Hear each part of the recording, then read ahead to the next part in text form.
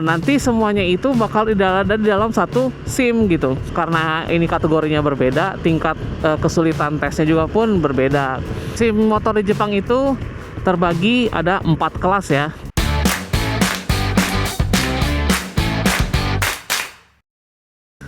Oke teman-teman, tadi itu kita udah bahas soal SIM-nya ya. Nah itu perbedaannya masalah SIM di Indonesia sama SIM yang ada di Jepang gitu.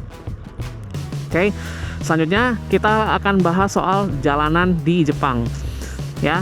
Kalau jalanan di Jepang itu, kalian kalau udah nonton video gue dari awal sampai akhir, mungkin kalian menyadari bahwa di Jepang itu nggak ada polisi tidur coy.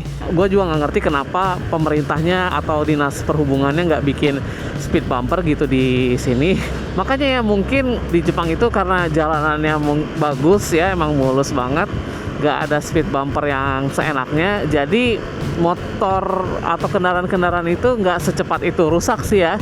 Ya biasanya kan kalau di Indonesia kayak kita kendarain mobil atau punya mobil 3 tahun 5 tahun kayak udah mulai kerasa tuh ada kaki-kakinya ada rusak atau shock breakernya aneh, nggak kerasanya nggak enak gitu.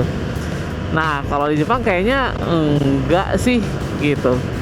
Ya mobil gua aja sekarang kan mobil yang kecil, mobil kotak itu gua beli yang tahun 2011 sampai sekarang masih enak-enak aja sih gitu. Ya itu salah satu kelebihannya sih ya di Jepang itu. Jadi emang jalan karena nggak ada polisi tidur, jadi kendaraannya juga jadi awet sih gitu ya. Kayak itu yang speed bumper ya, itu yang pertama. Kemudian masih lanjutan soal jalan tol. Jadi di Jepang itu ada 2 jenis jalan bebas hambatan.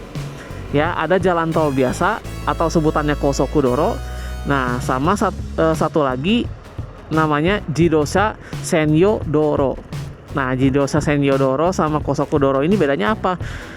Kalau bedanya sih cuma yang paling mencolok itu cuma satu ya. Yang satu bayar Kosokudoro, yang satu lagi Jidosha Senyo Doro itu gratis, nggak bayar dia. Kok bisa ada yang nggak bayar sih gitu? Nah kalau yang Jidosha Senyo Doro ini biasanya nyambung sama bypass gitu. Jadi biasanya dia gratis. Nah cuman dia jaraknya itu pendek-pendek, kayak cuma berapa ya? Kayak cuma 6 kilo, 10 kiloan gitu. Nggak kayak jalan tol biasa kan. Kalau jalan tol kan emang panjang terus sampai butuhnya sampai mana ya ada, cuman ya bayar gitu. Ya tentu saja motor gua ini motor kelas 125 cc ke bawah itu nggak akan bisa masuk ke jalan bebas hambatan manapun gitu. Sayang aja sih sebenarnya, tapi untuk sekarang 125 cc ini masih gue pilih untuk menemani hidup gue gitu. Oke, itu kita udah bahas soal jalanan di Jepangnya ya. Yang paling simpel, yang paling gampang ketahuan, yang paling dasar lah perbedaannya di Jepang sama di Indonesia, kurang lebih seperti itu ya. Nah selanjutnya kita akan bahas soal administrasi berkendaraan di Jepang ya. Asuransi ini di Jepang itu bikin kaget banget gua karena dia asuransinya nggak cuma satu teman-teman. Jadi di Jepang itu ada 2 jenis asuransi ya. Yang pertama itu adalah asuransi wajib alias Jibaiseki Hokeng, yang dia apapun jenis kendaraan kalian harus wajib masuk gitu. Nah harganya biasanya sudah ditentukan sih sama si negara untuk bayar sekian gitu. Tergantung jenis kendaraannya juga ya. Kalau misalnya kendaraannya cc-nya kecil atau kendaraan kecil mungkin lebih murah dibandingkan kendaraannya yang gede. Nah itu yang Jibaiseki Hokeng. Nanti kapan-kapan gue bahas masalah per asuransian ini. Tapi untuk kalian ingat aja kalau Jibaiseki Hokeng itu adalah asuransi wajib yang dipakai untuk mengcover kalau misalnya terjadi kecelakaan gitu ya.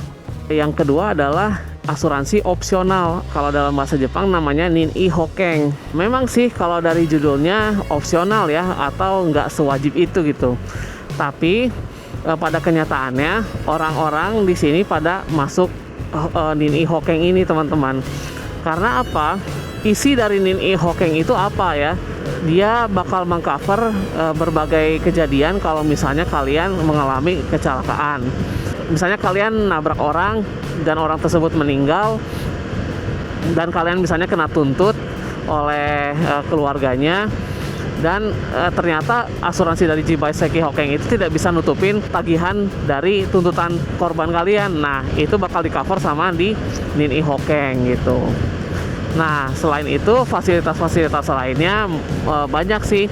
Ada jasa derek. Jadi misalnya kalau kalian nabrak atau kecelakaan atau ya pokoknya ngalami musibah di tengah jalan, nah kalian bisa nelpon perusahaan asuransi kalian untuk ngederek kendaraan kalian gitu, atau ngenolongin kalian lah istilahnya gitu. Karena di Jibaiseki Hokeng itu nggak di cover.